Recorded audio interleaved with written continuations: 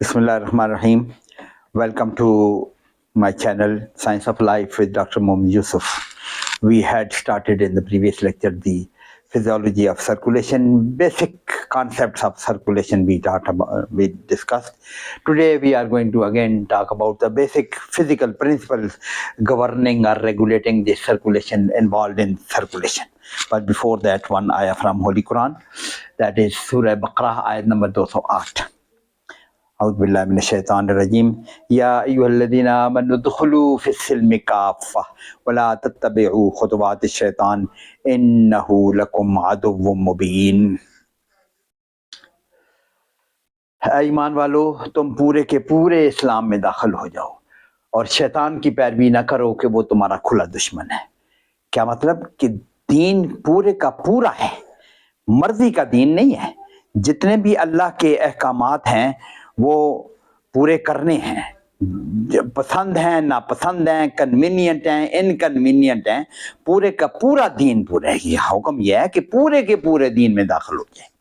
और अपनी मर्जी का दीन तो वो तो शैतान की पैरवी है. अपनी जो चीज पसंद है तो वो ले ली, नापसंद है छोड़ दी, कन्वीनियंट है तो ले ली, कन्वीनियंस नहीं है तो रिवाज के मुताबिक चलना है. क्या करें जी, मजबूरी है. तो फिर ये खुतवात शैतान है. शैतान के नक्शे कदम पे नहीं चलना, दीन पूरे का पूरा लेना है. हाँ, पूरे के दीन पे अमल करने की अटमोस्ट कोशिश, मैक्सिमम एफर्ट के बावजूद भी अगर कोई कसूर हो जाए, कोई गलती रह जाए, कोई कमी रह जाए, फिर उसके लिए तौबा है. ये नहीं है कि अपनी मर्जी करते रहो तो फिर तौबा करते रहो, बगावत करते रहो और तौबा करते ऐसे. सो ये खुतवात शैतान से बचने, शैतान के नक्शे कदम पे चलने से बचना है. पूरे का पूरे दे. अल्लाह पाक हमें इस बात की समझ दे और दीन पे पूरा के पूरा चलने की हमें डिजायर और ख्वाहिश और एफर्ट होनी चाहिए हमारी. फिर उसके बाद गलती कोई रह जाए तो उसकी तौबा है. अल्हम्दुलिल्लाह, अल्लाह पाक गफूर रहीम है, माफ करने वाला है. अल्लाह पाक समझ अमल की तौफीक अता फरमाए.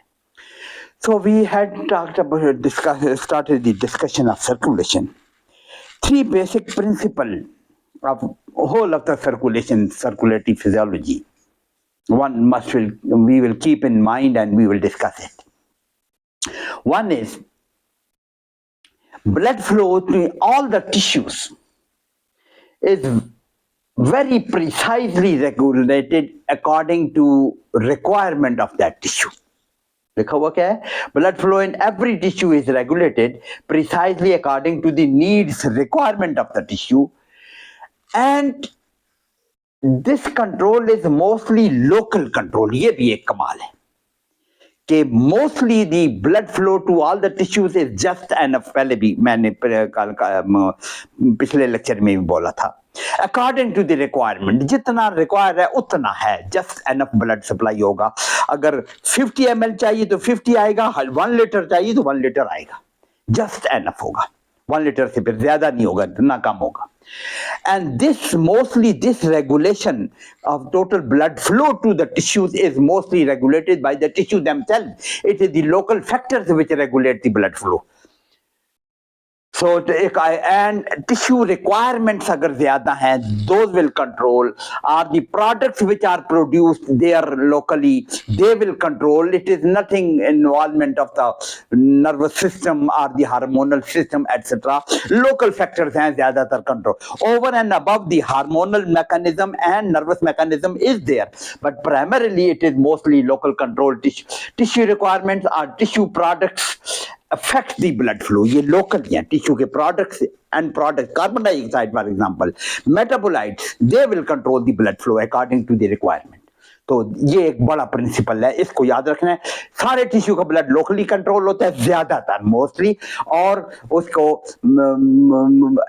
जस्ट एनफ ब्लड सप्लाई होती है टू दैट टिश्यू. दूसरा फैक्टर कार्डियक आउटपुट. शायद हमने when we are discussing the cardiac cycle in cardiology जब पढ़ रहे थे, cardiac output is the volume of the blood pumped in 1 minute by each ventricle. Cardiac output is sum of all the local blood flow. ये ऊपर local blood flow लिखा है ना, मेरे हाथ में 50 ml of blood flow, दूसरे हाथ में 50, ये एग्जांपल दे रहा हूँ, exactly 50 ml नहीं है, समझाने के लिए कह रहा हूँ. एक हाथ में 50 ml, दूसरे में 50 ml, इधर 100 ml, इधर 100 ml, पाँव में भी 200 ml, जिगर में इतना ब्लड, GIT में इतना blood. sum of all the local blood flow. इसमें 150 ml है, इधर 250 ml है, इधर 1 liter है, इधर half liter है. ये all the local blood flow will result into what we call it as venous return, and that will be cardiac output. So cardiac output, वो जो blood pump by the ventricle in 1 minute, वो कितना होगा? वो sum of all the blood flow per minute. Sum of all the blood local blood flow जितना भी है that is. और इसी को हम इस तरह भी कह सकते हैं, cardiac output is exactly equal to venous return. आगे हम इसको मोर डिटेल में डिस्कस करेंगे with in physiological limits. Cardiac heart is capable of pumping all the blood. Frank Starling law हम इसको कहते हैं. We discuss it something properties of cardiac muscle में हमने ये बात की थी. Heart is capable of pumping all the blood which is brought to it. That is cardiac output is equal to venous return. इसको आज हम एक और तरह से एक्सप्रेस कर रहे हैं. Cardiac output is equal to sum of all the local blood flow. अगर एक्सरसाइजिंग लेग्स हैं सिर्फ या एक्सरसाइजिंग बाजू हैं दोनों, इनमें ब्लड फ्लो बढ़ेगा, बाकी टिश्यू को नहीं बढ़ेगा. तो ये जितना बढ़ेगा उतना कार्डियक आउटपुट में ऐड हो जाएगा. So the cardiac output will be increased. So it's local blood flow जो बढ़ गया है. So cardiac output is equal to sum of all the local blood flow. और इसका फार्मूला क्या है? Cardiac output is equal to venous return. Venous return क्या है? All the local blood flow finally venous return ही तो बनाएंगे. इस हाथ में कितना blood flow किया है, इधर कितना किया है, टांग में किया है, लिवर में कितना किया है और GIT में कितना किया है, ये मसल में कितना किया है, ये सारे returning to the vein. This is venous return. So all the blood flow becomes venous return, and blood flow, cardiac output is always equal to venous return. Frank Starling law हमने पढ़ा हुआ है.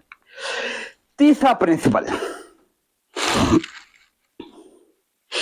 blood pressure, which is very important factor in this circulation.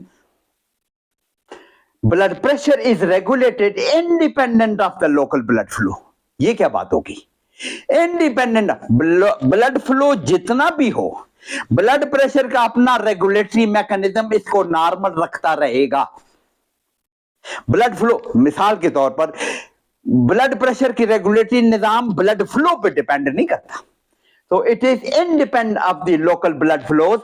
Multiple control systems are there. Nervous system भी है और hormonal system भी है, renal body fluid system भी है. Blood pressure की regulatory Nizam is not dependent upon the local blood flow. मैं example दूं. हाइपरटेंसिव लोग हैं ब्लड प्रेशर वाले. We are going to talk about the अगली स्लाइडों में relationship between the pressure and the resistance and the blood flow. इसी Ohm's law हम डिस्कस करने जा रहे हैं. ब्लड फ्लो का प्रेशर पर कितना डिपेंडेंट है ब्लड फ्लो, एंड प्रेशर क्या होता है, जब प्रेशर बढ़ जाए तो ब्लड फ्लो को क्या होता है, वही डिस्कस करने जा रहे हैं. लेकिन ये फैक्टर ध्यान में रखें. ब्लड प्रेशर फॉर एग्जांपल, एक बंदा हाइपरटेंसिव है, उसका प्रेशर ज्यादा है. प्रेशर ज्यादा है क्या मतलब? सारे ब्लड में, सारी बॉडी में ब्लड फ्लो भी ज्यादा हो जाएगा? नो. वो उसका अपना रेगुलेटरी निजाम है जिसने उसका ब्लड प्रेशर हाई रखा हुआ है या कम रखा हुआ है या नॉर्मल रखा हुआ है. ब्लड फ्लो जितना भी हो, जरा सा फर्क पड़ता है विद द एक्सरसाइज जब होता है, ब्लड प्रेशर इंक्रीज डिक्रीज करता है. लेकिन in the long run blood pressure is independent of the local blood flow, और local blood flow are independent of blood pressure. Blood pressure जितना भी हो, लोकल ब्लड फ्लो नॉर्मल रहता है. किसी का अचानक तो बढ़ता है, अचानक मेरा ब्लड प्रेशर बढ़ जाएगा, मेरा चेहरा सुर्ख हो जाएगा, ब्लड फ्लो बढ़ गया, लेकिन मेंटेन नहीं रहता ऐसे. मिसाल के तौर पर मेरा blood pressure 100 millimetre of mercury है, और अगर ये अचानक 110 मिलीमीटर ऑफ मरकरी हो जाए, मुझे गुस्सा आ जाए, सिंपैथेटिक स्टिमुलेशन हो जाए, चेहरा सुर्ख हो जाएगा, that is sine of increase blood flow. तो क्या 110 हो गया, तो क्या जिस बंदे का ब्लड प्रेशर है ही 110 या 120 मिलीमीटर ऑफ मरकरी हाइपरटेंसिव है, तो क्या उसका ब्लड चेहरा सुर्ख रहता है हर वक्त? नो, ऐसे नहीं रहता. उनका ब्लड प्रेशर अपना निजाम. तो blood pressure control, blood pressure is regulated independent of the लोग. सो ये तीन फैक्टर, आगे हम इसको इलेबोरेट करेंगे अपने प्रॉपर टाइम पर. सो ये तीन बड़े प्रिंसिपल हैं सर्कुलेशन डिस्कस करते हुए. ये तीनों बातें हमारे ध्यान में रहनी चाहिए. अब हम डिस्कस करने जा रहे हैं that relationship between the pressure, flow of blood and resistance, जिसको हमने ओम्स लॉ का नाम अभी मैंने जिक्र किया है. शायद फिजिक्स में आपने एफएससी में इलेक्ट्रिक करंट के फ्लो के साथ आपने पढ़ा होगा Ohm's law. That is the voltage difference और रेजिस्टेंस और द करंट का फ्लो एम्पियर में कितना होता है. ओम्स लॉ आपने पढ़ा, वही हम यहाँ पे भी अप्लाई करेंगे। Blood flow through the blood vessel depends upon two factors. Flow will depend upon two factors. कौन सा? One is the vascular resistance. जिस वेसल में जा रहा है उसमें कितना रेजिस्टेंस है। अगर रेजिस्टेंस ज्यादा होगा ब्लड फ्लो कम होगा, रेजिस्टेंस कम होगा खुला वेसल होगा, आसानी से ब्लड फ्लो करेगा। तो it is vascular resistance, it is impediment to the flow, रुकावट to the blood flow, ये रुकावट है, इम्पेडिमेंट है। सो दी रेजिस्टेंस जितना ज्यादा होगा किसी वेसल में, आपने इलेक्ट्रिसिटी में भी, करंट फ्लो में भी यही पढ़ा होगा कि जिसमें किसी वायर में रेजिस्टेंस ज्यादा है तो उसमें उसी वोल्टेज डिफरेंस पर कम फ्लो होगा, रेजिस्टेंस कम होगा तो ज्यादा फ्लो होगा। So the vascular resistance impediment to the blood flow पर डिपेंड करता है। किसी वास्कुलर सिस्टम में, किसी वेसल में, किसी वास्कुलर बेड में रेजिस्टेंस अगर ज्यादा है ब्लड फ्लो कम होगा, रेजिस्टेंस अगर कम करेंगे ब्लड फ्लो बढ़ जाएगा। सेकंड इज प्रेशर ग्रेडियंट, उसको फोर्स करने वाला, जो ब्लड को फ्लो को इंश्योर करने वाला क्या चीज है, वो प्रेशर है। रेजिस्टेंस जितना भी हो प्रेशर का डिफरेंस होना जरूरी है। If there is no pressure difference, voltage difference, आप उस करंट को देख लें, voltage difference now, no current will be flowing. Pressure difference here now, एक blood vessel है उसकी pressure difference नहीं है, यहाँ पे 100 मिलीमीटर मरकरी है, यहाँ पे भी 100 millimetre, no blood will be flowing. There is no gradient, pressure gradient जिसको कहते हैं। blood will ना, अगर यहाँ 1 मिलीमीटर 2 मिलीमीटर मरकरी है, यहाँ 1 मिलीमीटर मरकरी है, blood will be flowing. So pressure difference is required. So pressure gradient जिसको कहते हैं, pressure difference along the vessel which is absolutely necessary for the blood flow. The resistance जितना भी कम हो या ज्यादा हो, pressure difference होगा तो blood flow करेगा, वरना नहीं करेगा। तो ये दो बड़े फैक्टर्स हैं which will determine the blood flow in the vessels.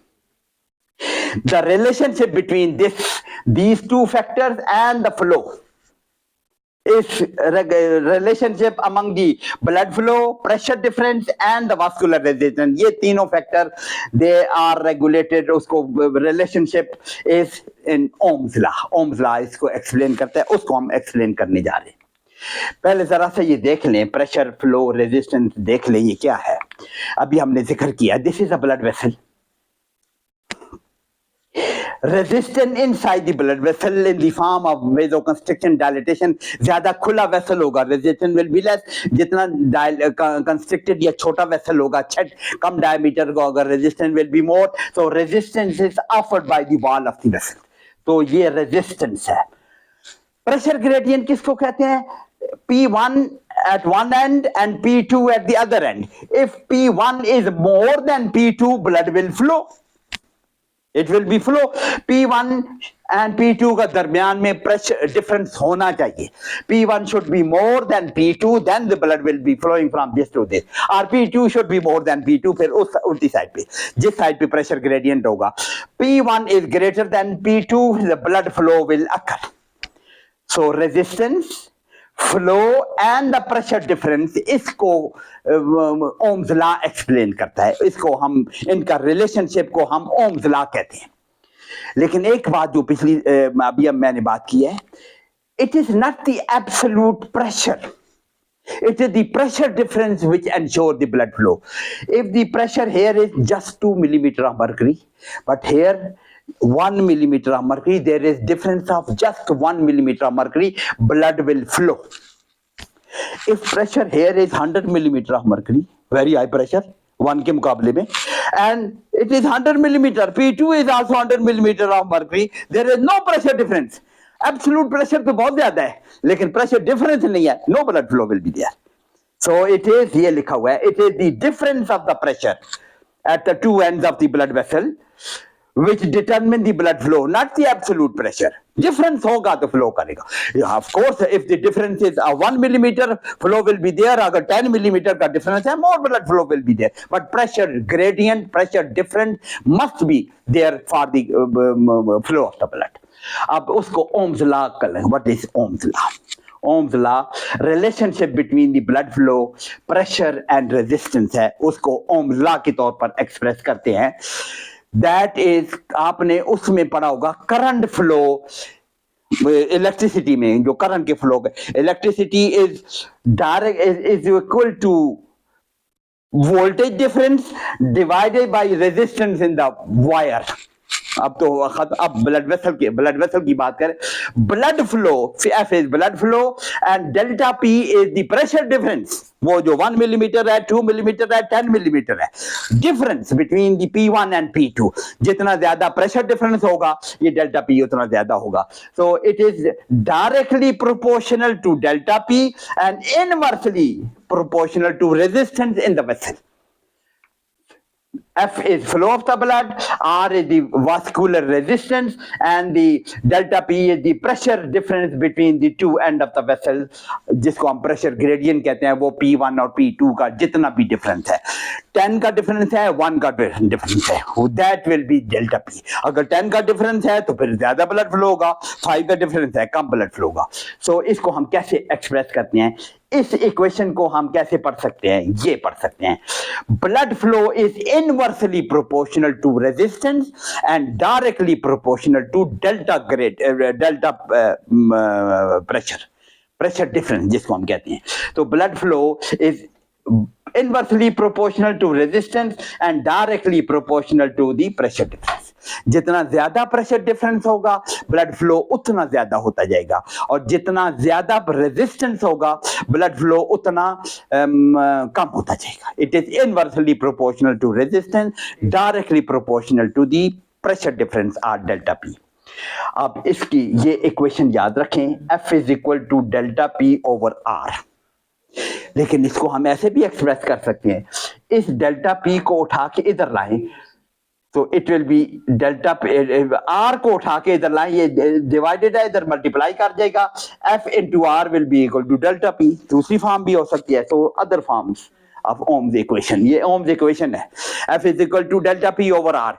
इसको हम we can write it as delta P will be equal to F into R, या R will be equal to delta P over F. हम इसको simple mathematical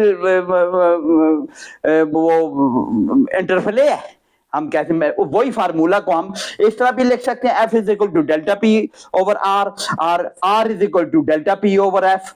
are को इधर ले आए, F को इधर ले आते, एक ही हो गए.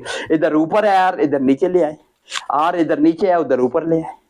सो इक्वेशन के उधर, तो R will be equal to delta P over F. इसको जरा गौर से देखें. आखिर में हम आज टुडेज लेक्चर में हम इसमें आएंगे कि हमारी बॉडी में टोटल रेजिस्टेंस कैसा है, हम इस तरह कैलकुलेट करेंगे.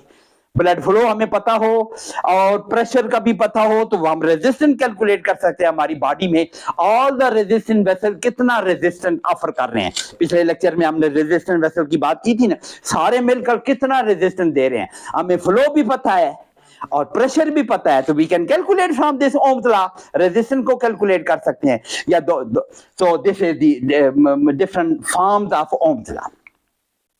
अब ये उसी को अप्लाई करते हैं ओम्स लॉ के. P1 and P2, P1 is more than P2, ये लिखा हुआ P1 is more than P2, then blood flow will be there. ये कैसे हम इसको एक्सप्रेस करेंगे, फ्लो इज इक्वल टू कितना, is equal to delta P over R, ये ओम्स लॉ है. तो या इसको flow is measured in millilitres per second. Flow तो वॉल्यूम है ना, वॉल्यूम कितने सेकंड में गुजर रहा है, रेट ऑफ फ्लो है. And the so delta P is the flow, delta P will be equal to flow into resistance. दूसरी form delta P will be equal to, ये इधर ले आए, फ्लो इनटू रेजिस्टेंस, ये भी एक फार्मूला है. Delta P will be equal to measured in millimetre of mercury. और आर को कैलकुलेट करना हो, तीनों को हम दिखा रहे हैं ना, आर को कैलकुलेट करना हो तो आर को हम इधर ले आए तो फ्लो को नीचे ले आएंगे, आर को इधर लाए फ्लो को इधर लाए. तो R will be equal to delta P over flow. Resistance हम ऐसे कैलकुलेट करेंगे, it will be equal to delta P over flow. So it will be, resistance will be measured millimeter of mercury per ml per second. अजीब सा ये चीज, कितने millimetre mercury per ml per second, ये ऐसे उसका unit होना चाहिए. ये यूनिट तो ब्लड फ्लो का यूनिट तो मिलीलीटर पर सेकंड होना चाहिए, प्रेशर का यूनिट तो मिलीमीटर ऑफ मरकरी होना चाहिए, रेजिस्टेंस का millimetre of mercury per ml, millimetre of mercury per ml per second, flow is पर सेकंड है, तो वो ये फार्मूला आना चाहिए. इसको हम कहते हैं PRU.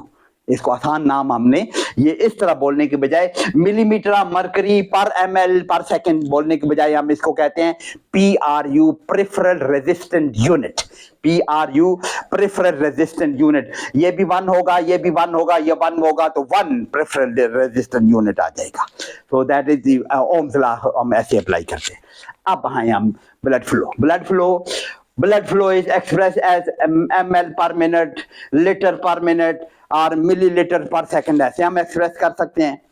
या कार्डियक आउटपुट, हमने 10 दफा पहले भी बोला है कार्डियोलॉजी डिस्कस करते हुए, आज भी बोला है मैंने, cardiac output is the volume of the blood pump by each ventricle in 1 minute. वो जो 5 लीटर होता है, it is equal to 5 litre. Cardiac output is 5 litre per minute. वो पर मिनट ही बोलते हैं ना, आसानी के लिए हम 5 लीटर बोल देते हैं, but we mean per minute. हमारे दिमाग में होता है पर मिनट की बात कर रहे हैं, बिकॉज उसकी डेफिनेशन में पर मिनट लिखा हुआ है। तो cardiac output is volume of the blood pump by each ventricle पर मिनट। लेफ्ट वेंट्रिकल भी 5 लीटर पंप करता है, राइट भी पंप करता है 5 लीटर। तो normal cardiac output is 5 litre per minute. Blood flow in systemic circulation, अब जरा गौर करें, ये 5 लीटर जो लेफ्ट वेंट्रिकल ने पंप किया है, किस में पंप किया है? एआर्टा में पंप किया है। एआर्टा का ब्लड कहां जाता है? इन दी सिस्टेमिक वेसल्स, इन सर्कुलेट्स इन दी सिस्टेमिक वेसल। क्या मतलब है? सारे सिस्टेमिक वेसल में 5 litre of blood is circulating पर मिनट। ब्लड फ्लो सारे सिस्टेमिक वेसल में हमें पता है कितना है, 5 litre per minute blood flow हमें पता लग गया। अगर हमें पता चल जाए प्रेशर डिफरेंस का, तो डेल्टा पी भी पता चल जाएगा। प्रेशर डिफरेंस भी हमें पता है। लेफ्ट वेंट्रिकल में प्रेशर कितना होता है? 120 मिलीमीटर मरकरी या 80 मिलीमीटर मरकरी, मीन ले लें, दैट इज 100 मिलीमीटर मरकरी। और ये सारे सिस्टेमिक वेसल से ब्लड वेसल में जाके जहां एंड करती है सिस्टेमिक सर्कुलेशन, राइट एट्रियम, वहां पे प्रेशर कितना है? 0। तो 100 मिलीमीटर मरकरी से इस सारे सिस्टम को एक वेसल तस्वीर कर लेना। इसके एक एंड पर प्रेशर इज 100 मिलीमीटर मरकरी, दूसरे एंड पर प्रेशर इज 0 मिलीमीटर मरकरी। अब ये प्रेशर डिफरेंस डेल्टा पी हमने कैलकुलेट कर लिया, 100 minus 0 that will be the delta P. Delta P हमने कैलकुलेट कर दिया। रेजिस्टेंस कैलकुलेट करने, फ्लो तो हमें पता है that is 5 litre per minute है, और डेल्टा पी भी हमें पता चल गया। नाउ ये आप calculate. So blood flow in systemic circulation 5 litre, ये याद रखें। आगे हम खोलते हैं इसको। Blood flow in permanent circulation कितना है? राइट वेंट्रिकल भी तो पंप, उसका भी कार्डियक आउटपुट तो 5 लीटर है ना। राइट वेंट्रिकल भी 5 लीटर पंप कर रहा है into the lungs, into the pulmonary field, वो भी 5 लीटर है। तो उसमें भी ब्लड फ्लो 5 लीटर है। प्रेशर डिफरेंस और है, प्रेशर डिफरेंस उसका सिस्टोलिक प्रेशर और है, और 16 millimetre mercury mean arterial pressure है, और एंड जहां का होता है 2 मिलीमीटर मरकरी, 14 का डिफरेंस है। लेकिन टोटल ब्लड फ्लो दोनों तरफ बराबर है। सिस्टेमिक वेसल में भी 5 लीटर पर मिनट है, और पल्मोनरी वेसल में भी 5 लीटर पर मिनट है। अब रेजिस्टेंस को हम कैलकुलेट करने लगे हैं। Resistance impediment to the blood flow है, इसको हम उस ओम्स लॉ से कैलकुलेट करेंगे। ओम्स लॉ से कैसे? Can not be measure directly. Resistance को कैसे मेजर करेंगे? ओम्स लॉ के जरिए से हम मेजर कर सकते हैं, कैलकुलेटेड फ्रॉम ओम्स लॉ। कैसे? हमने पिछली one form of the Ohm's law is this, R will be equal to delta P over F.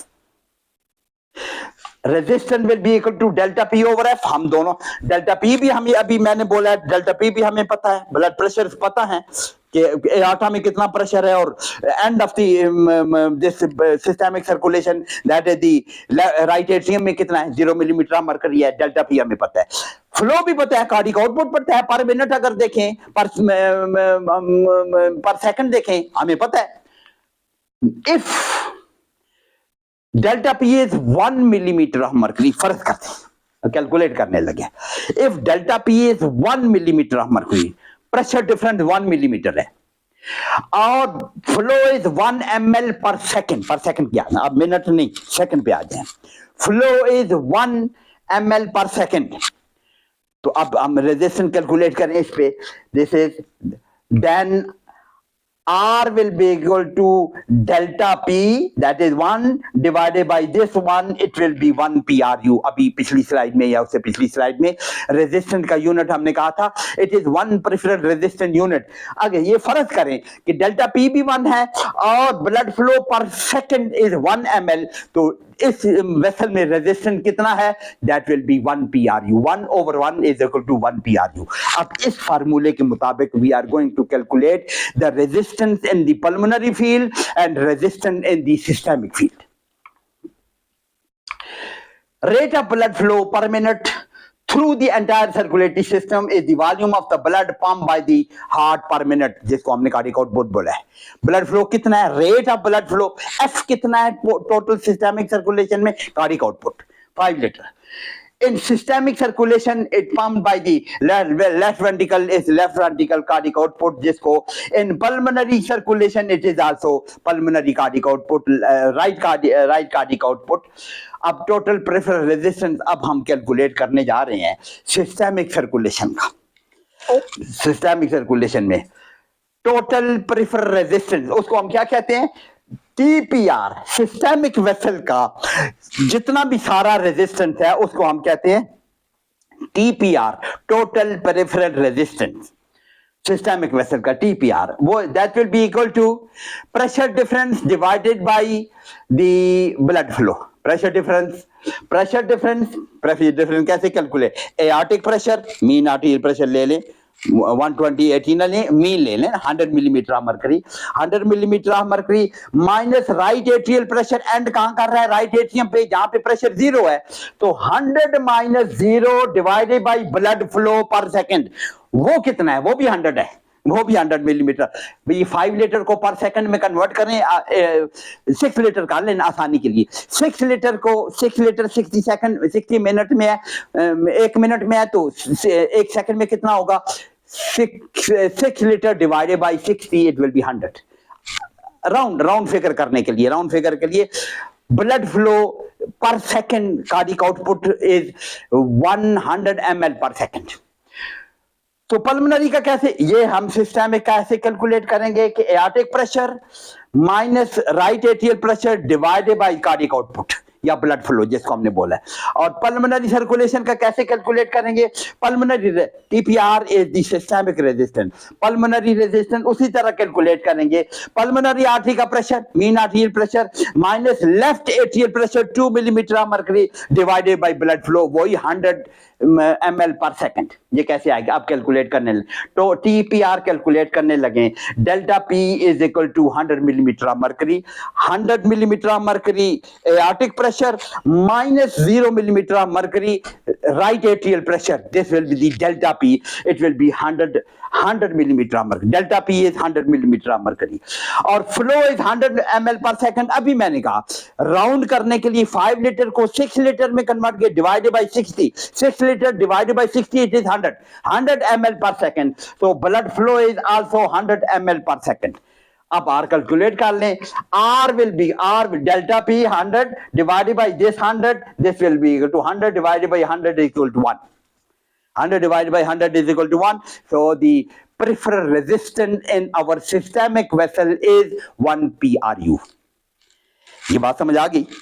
1 PRU हमारा नॉर्मल पेरिफेरल रेजिस्टेंस, हमारा टोटल TPR इज 1 PRU. लेकिन इंपॉर्टेंट बात क्या है?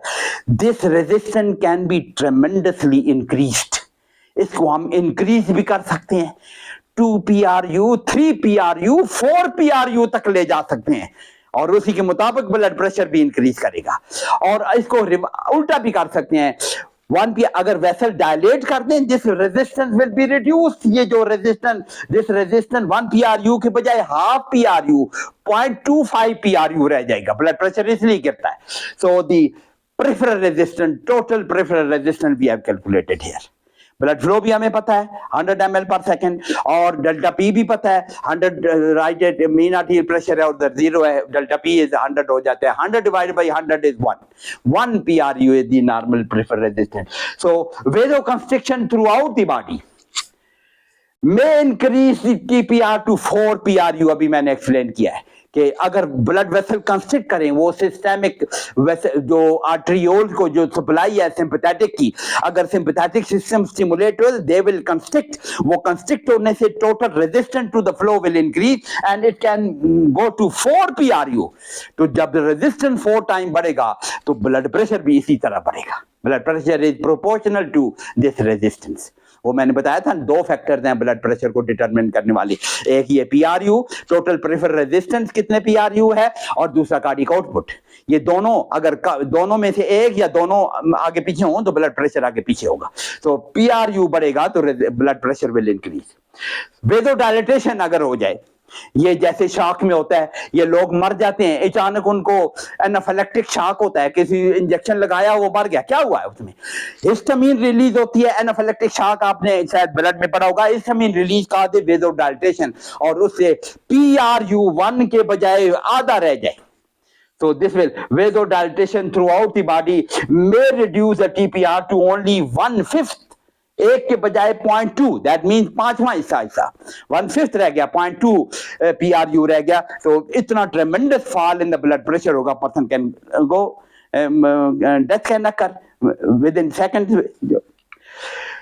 सो रेजिस्टेंस पल्मोनरी का क्या, ये हमने पिछली स्लाइड में सिस्टेमिक रेजिस्टेंस कैलकुलेट किया। 1 PRU नॉर्मल होता है और वेज़ोडाइलेटेशन से कम हो जाता है, वेज़ोकंस्ट्रिक्शन से बढ़ जाता है। अकॉर्डिंगली ब्लड प्रेशर कम होता है या ज्यादा होता है। पल्मोनरी साइड पे ब्लड फ्लो तो वही है। डेल्टा P इज 14 क्यों? 16 millimetre of mercury is the mean arterial pressure in the pulmonary side. Pulmonary side पे मीन आर्टियल प्रेशर कितना होता है? 16 मिलीमीटर ऑफ मर्करी। और जहां पे ये पल्मोनरी सर्कुलेशन से एंड होती है, that is left atrium. Left atrium में प्रेशर 2 मिलीमीटर ऑफ मर्करी होता है। तो डेल्टा P कितना हो जाएगा? 16 - 2 it is 14 millimetre of mercury is delta P।